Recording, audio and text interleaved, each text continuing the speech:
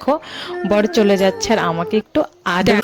Hello everyone, good morning. সকাল থেকে আমার মিনি ব্লগটা স্টার্ট করলাম। হচ্ছে রোববার, তোমাদের দাদা ভাই যাবে মহাকালের জন্যই দেখো আজকে সকাল সকাল আতপ চালের মার ভাত করা হয়েছে। তো সকালে যাচ্ছে, না খাইয়ে কি পাঠিয়ে দেওয়া যায়? বরের সঙ্গে সঙ্গে আমিও একটু খেয়ে নিলাম, কারণ প্রচন্ড পরিমাণে খিদে পেয়েছে।